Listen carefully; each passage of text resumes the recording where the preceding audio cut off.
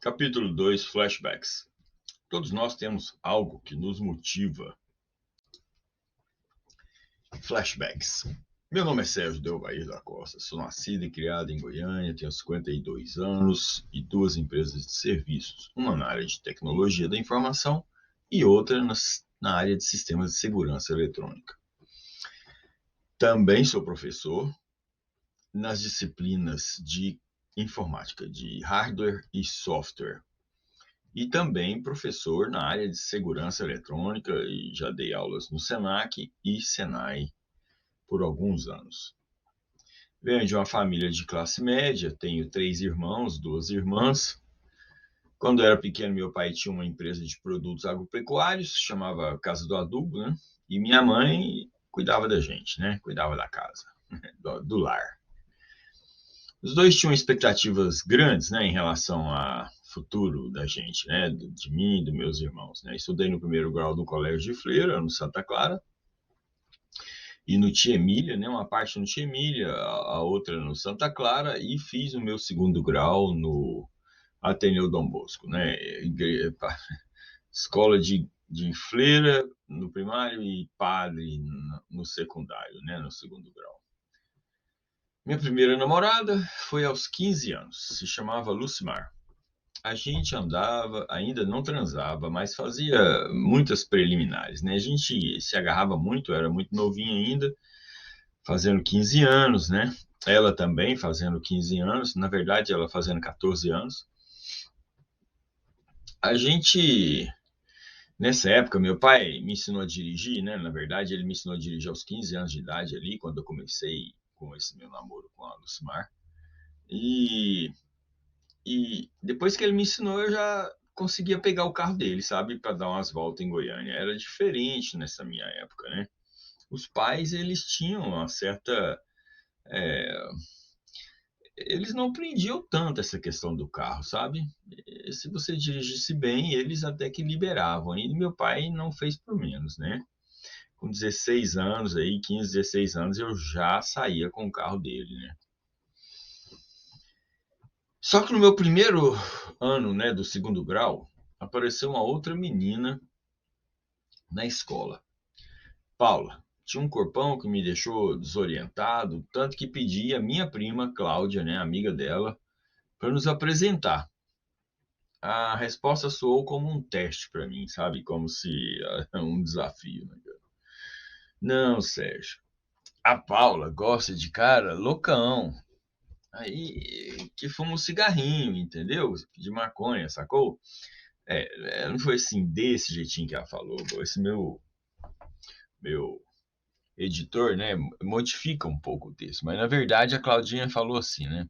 Não, Sérgio, a Paula só gosta de cara doidão. Aí eu falei, mas doidão? Como assim doidão? Eu não entendi, Cláudia. Ela pegou e falou assim, doidão, Sérgio, que fuma um cigarrinho. Eu falei assim, uai, não, eu fumo aí, eu fumo cigarro, não tem problema não. Ela falou assim, não, Sérgio, que fuma aquele cigarrinho da maconha. Sacou? Aí, com 16 anos, eu já tinha experimentado álcool e tabaco, né? Mas cheio de hormônio, a flor da pele, eu optei por uma forma assim impulsiva por explorar um novo universo psicotrópico em favor daquela daquela raba.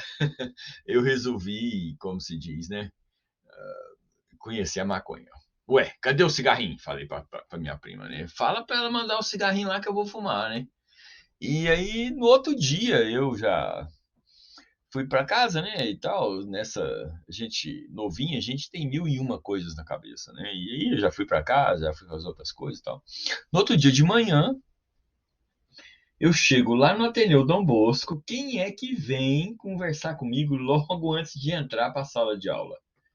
A minha prima Cláudia, né? E ela fala: "Não é que a minha prima falou com ela e ela mandou o cigarrinho?"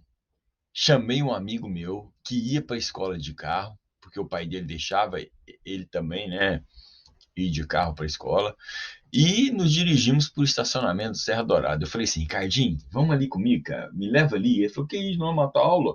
Ele era todo assim, gente boa demais, meu amigo Ricardo Florencio. E aí, cara, ele pegou, bora lá. E foi comigo pro Serra Dourada. Nós fomos lá no estacionamento do Serra Dourada e eu, né, fui fazer o baseadinho lá, né? Já era quase fim do ano, época de chuva, no Cerrado ali, né? Com muita dificuldade, consegui enrolar o baseado. Não era época de fim de ano, esse escritor. Não é que era fim de ano, era ali, era começo de ano, né? A gente pegando as chuvas de março, né? Março, abril ali, né? Nessa época. E aí, com muita dificuldade, eu enrolei o beck, assim, ficou todo pamonhão mesmo, né? Tacando fogo nesse cigarrinho lá, fumamos ele com maior dificuldade para fumar aquilo mesmo. Não dava nem tossida, não dava. Era um puxa assim, sopra, sabe? Eu só queria queimar o trem mesmo, e pronto, vazei, falei, vambora, né? Acabamos de fumar, falei, vambora pra escola. Aí, quando chega na porta do colégio ali, nós parou na porta do colégio, já tinha passado a hora do recreio, a gente não ia nem voltar para a sala de aula, né? Ficamos lá encostados no carro lá, esperando acabar a aula e a Paula sair lá no portão principal. Que eu tava ali para dar uma enquadrada nela, né? Não? O cara era ousado, velho. Então, eu cheguei, eu vi ela de longe, assim, ó. Ela me viu de longe e ela deu uma risada. As mulheres são uns bichos danados, né? Oh, trem abençoado por Deus, meu Deus, é as mulheres. Ela já deu uma olhada assim, ela já deu uma risada, sabe? Ela já deu uma risada e veio com a minha prima ali conversando, papapá, minha prima rindo igual bêbado em festa, sabe? Com bebida fria. E aí, ela veio, chegou no portão ali, eu já fui pro rumo dela assim, já dei enquadrada. Falei, e aí, Paulo? E aí? Eu falei, e aí que agora, né, velho? Já sou doidão. E ela, kkkk. Eu falou assim, e aí, você fumou? Eu falei, fumei, ó. Ela falou, ah, pode crer. Eu falei, não, pode crer não. Agora eu quero meu beijo, né? E aí a Paulinha veio, ah, você só merece, né? Só merece, aí meu cabelinho dos cabelos assim arrepiou tudo. Eu falei, isso só merece, então vem cá, beicinho. E dali, né? Aquela picotada mais doida que a menina, sabe? Poxa, foi uma coisa assim cinematográfica, foi bem top. Ela riu, bateu o martelo, então vamos, né? E me deu uns beijos bem diferentes do que eu estava acostumado. Começamos a namorar e abandonei minha outra namorada. Lucimar bailou, né? Que era uma menina mais careta, mais família, né? Namorávamos na casa do pai dela e papapá. O pai dela é muito sistemático, né? Eu depois vim, até tratei o pai dela com cannabis, né? Agora, depois de idoso, de velho. E de vez em quando a gente saía. Quando a gente saía no carro do meu pai, era só amasso, né, cara? Dentro do carro ali, ó, perto da Praça Tamandaré, sabe? Já no caso da Paula, né, a gente começou foi viajar, ir para Goiás Velho, para Beira dos Rios, né, fumar cannabis, ia para fazenda do pai dela. Então isso aí já é transa, né, cara? Já começou a rolar altas transa mesmo, e nós já tínhamos motivo para encontrar e para namorar, que era cruzar, né? Ela ensinando eu a cruzar. Então era uma coisa assim magnanimamente boa. Ai, ai, ai. Nesse mundo novo estava a maconha. Com Paula e a maconha, aprendi a viajar sem sair de onde estava e também para novos destinos. Comecei a marcar presença em lugares frequentados por gente loucona, aprendi a beber, comecei a fumar cigarro, fazer sexo, sair de galera, ir para cinema, ir para boate, cheirar pó. Meu primeiro ano de maconha foi de grandes descobertas, né? O Brasil, em 1980, ainda vivia sob a ditadura militar, viu, gente? Pra vocês saberem.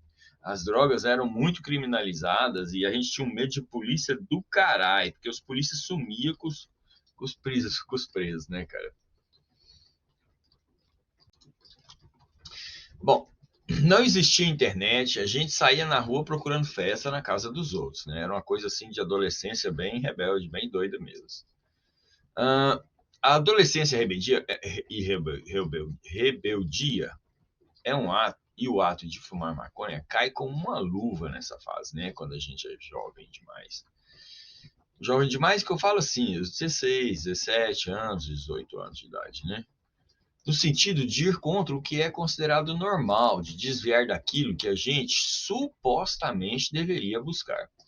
Que no caso, né, gente, que é a questão da escola, a questão de fazer o que é contrário, os pais querem que você faça uma coisa, você quer fazer é outra.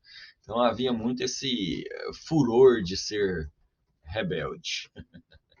No furor da juventude, temos a ilusão de que ser diferente é ser mais, né? Você é mais notado, as pessoas falam mais de você, as mulheres se interessam mais. Eu gostava de mostrar que era mais malucão do que os outros, entendeu? O Serginho era o pica, né? Tinha uma sede muito grande de me destacar, né? E fumar maconha me deixou mais ousado. Esse negócio da maconha fez eu me destacar, na verdade, né, gente?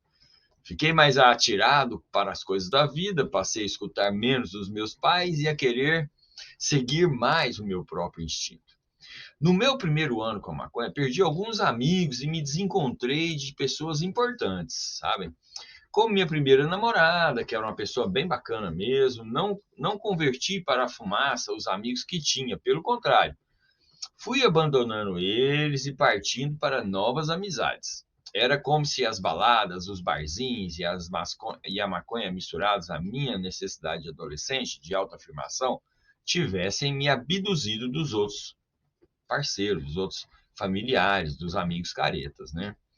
De um lado, eu ainda seguia cultivando a minha vida familiar, levava meus estudos, fazia meus cursinhos de inglês, praticava judô, natação, tinha meus amigos, né, gente, que eu saía, o eu de Shiraishi, o japonês, saía muito com o japonês, né, principalmente no meu primário ali, a gente com 14, 15 anos, né, antes de eu começar essas coisas, tudo esses amigos, né, o Eudes, o Vasco, o Valone, né, a gente tinha uma vida aí na Campininha de jovem, bem jovem mesmo, fazendo coisas de adulto, na verdade, né? Só que esses amigos aí, eles se afastaram, eu afastei deles, porque eles permaneceram caretas. E aí eu já arrumei outros amigos, entendeu? Parente, irmão da moça, amigo da gente, né? E assim vai, entendeu? Só doidão, a Paulinha, né? E aí vai juntando a lista de caba cada vez mais perigoso que o outro. Bom, era como, de um lado, eu seguia cultivando a minha vida familiar, levava meus estudos, fazia meus cursos de inglês, praticava judô, natação. Meus pais me davam muito amor, né? Me cercavam e arcavam com as minhas despesas de forma bem dedicada. Meu pai e minha mãe sempre pessoas muito benquistas, amorosas demais comigo, né? Por outro lado, eu regava minha vida social com experiências transgressoras, incluindo noitadas, viagens loucas, né, pegação e pequenas ilegalidades, né, algumas coisinhas assim de malandragem. No fim dos meus 16 anos, comecei a me afastar da Paula também, sabe? Começou a ter conflito, né? Eu era que nem um passarinho que estava criando pena, né? Estava interessado em outras meninas. Aos 17 comecei uma turma nova e passei a conviver com pessoas que tinham mais um pouco mais de malícia e promiscuidade. Passei a habilitar um mundo estranho onde que eu habitava até então. Né? Bem diferente do que eu habitava por causa dos tipos de drogas, né? Que foi aumentando, mais pesadas. Aquele mundo mais perverso que se prolifera no território da ilegalidade foi quando me aventurei por drogas mais pesadas. Certo dia eu fui à casa de um amigo meu que estava usando cocaína com outro camarada. Os dois estavam injetando cocaína com seringa, sabe? E a cena me assustou um bocado. Perguntei o que que era aquilo, recebi um convite de retorno. Coloca o braço aí, Serginho. Eu falei, que é isso aí, parente? Ele falou, estende o braço, cara.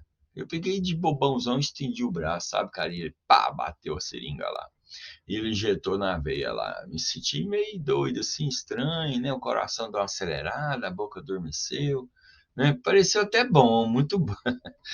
Bom a ponto de querer tomar mais, né? E ficar mais íntimo dessas coisas aí. Aí foi a cagada, né?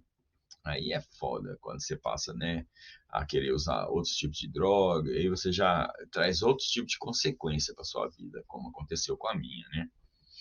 Quando vi, já estava nessa todos os dias. Às vezes usava com os amigos, às vezes usava sozinho. Várias noites eu ficava sem dormir e isso se prolongou por alguns anos, sabe? Alguns anos. Tive muitas perdas e prejuízos relacionados ao uso da cocaína. Para poder relatar todas as consequências destruidoras que eu vivi nesse período de vício aí, de controle, eu tinha que escrever um outro livro mesmo, sabe? Então, às vezes eu escrevo um livro, né, bem macabro aí, sobre essas questões terríveis que eu passei na época das drogas, sabe? Um dia talvez eu escreva, com certeza. Eu vou contar algumas, assim, tipo 80%, né? Em 1982, eu tinha uma loja de aquário e peixe onde eu batia ponto todo dia, né? Essa loja era minha, eu que construí tudo dentro da loja, os aquários eu montei, meu pai me ajudou bastante, sabe? Ao mesmo tempo, batia ponto na noite, né? Na rua, na cocaína. Saía com os amigos, cheirava, chegava tarde em casa, mas eu conseguia segurar as pontas e cumprir as obrigações do meu trabalho, sabe? Um dia, os mesmos amigos que apresentou a cocaína armou uma situação com um desafeto na porta da minha loja, sabe? Esse cara chamava Carmo e chegou de moto lá com a XL, parou na porta da minha loja, fui lá atender ele, ver ele na porta, ele ficou lá na porta acelerando, né?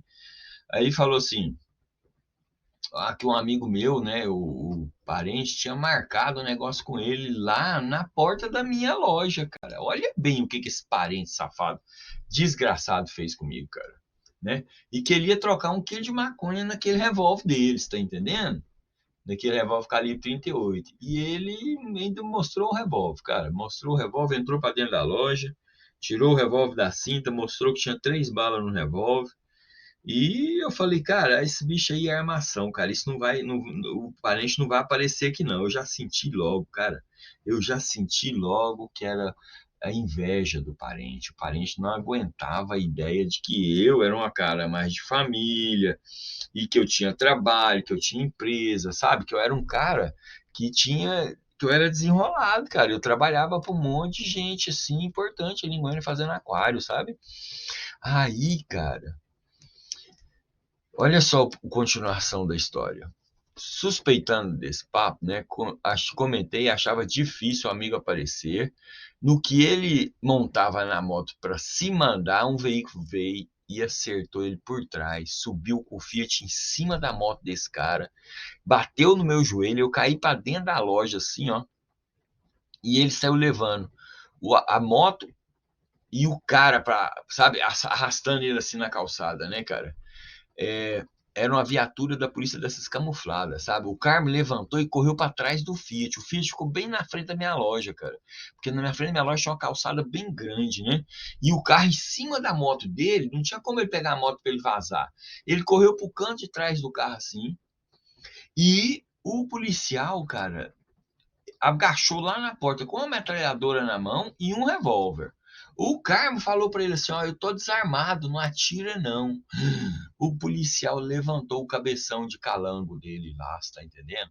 O cara vai dar um tiro, cara, e não acerta, pega bem na coluna do carro do Fiat dele, sabe? E sai correndo. No que ele sai correndo, o policial pega a metralhadora dele, a lurdinha lá e trrr. Só que aí o Carmo passa na roupa do Carmo, assim, não pega nele, ele tira o casaco, joga no chão e sai correndo. Mas tinha uma mulher que tava com uma menininha no braço do outro lado da rua e as balas pegou na parede, assim, ó. Pá, pá, pá, pá, pá, pá, pá. Tipo, fez uns 4 buracos assim na frente da mulher, cara. Essa mulher caiu no chão. O policial achou que tinha matado a mulher com uma criança. Puta que pariu. Aí foi confusão, gente. Aí foi confusão. Confusão mesmo. Olha só o que aconteceu. Era uma viatura da polícia. Carmen levantou atirando e saiu correndo rua abaixo. Entre o tiroteio e a fuga, uma pessoa inocente morreu. E eu cheguei a ser levado preso como se fosse cúmplice. No final, acabei perdendo a empresa que eu tinha.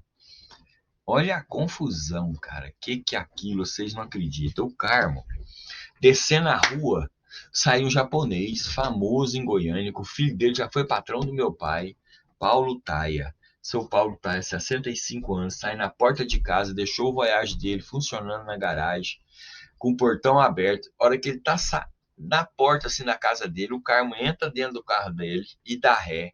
Quando ele dá ré, o seu Paulo Taia sai no portãozinho dele assim, ó, e fala, ó, que fala, ou o Carmo dá um tiro.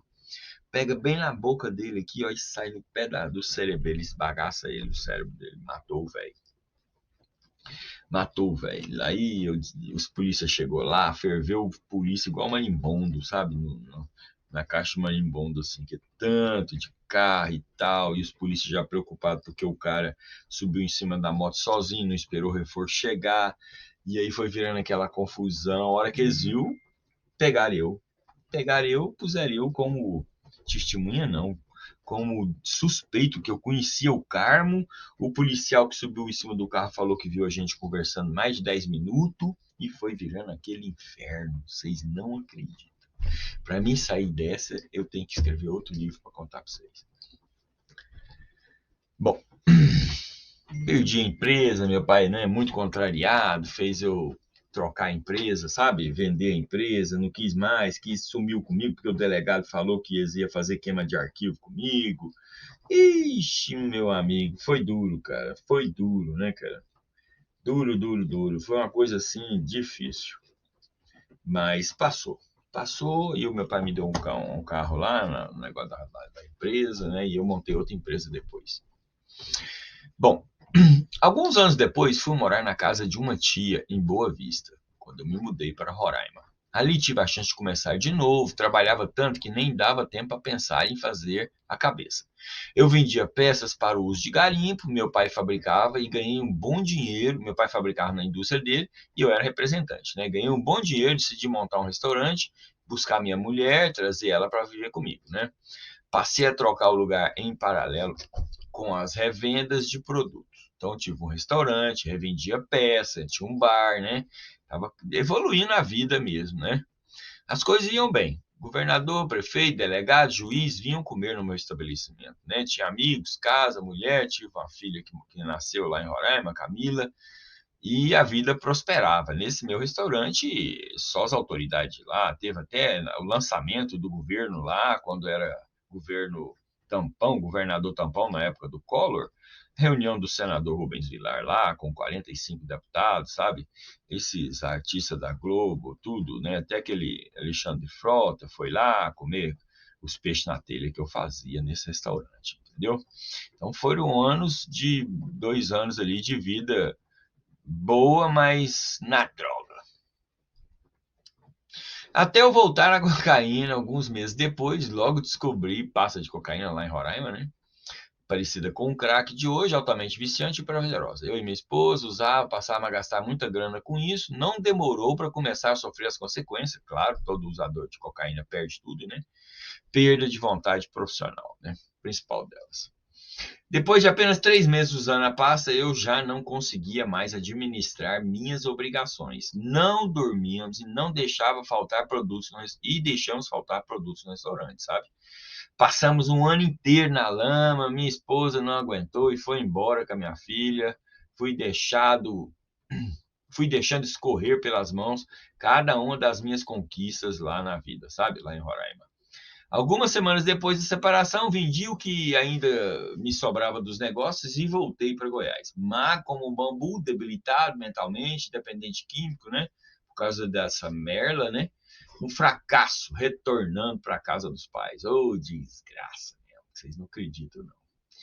Tentei alguns tratamentos para deixar a cocaína. Minha mãe me obrigou a ir nos psiquiatras, me deram Lexotan com Lexperid. Eu andava na rua dirigindo, dormia com o carro dirigindo, sabe? Tive altas dor de cabeça com esse problema desses remédios, cara. Recaída a gente sempre tem. Enquanto você não está decidido a realmente parar de usar droga, você acaba não parando, né? Lembro de umas tantas madrugadas que passei fumando, hospedado em hotel, colocando toalha no rodapé da porta, sabe? Pro gerente não sentir o cheiro, pro povo não sentir o cheiro ali em Goiânia, e pro hotel ficava fumando lá. Carrega até hoje uma porção de memórias tristes relacionadas a esses anos, sabe? Coisas ruins mesmo. Talvez ela seja a minha principal defesa contra o impulso pela cocaína e todo ex-dependente pode enfrentar pelo resto da vida. Mas tem uma outra arma também, a maconha.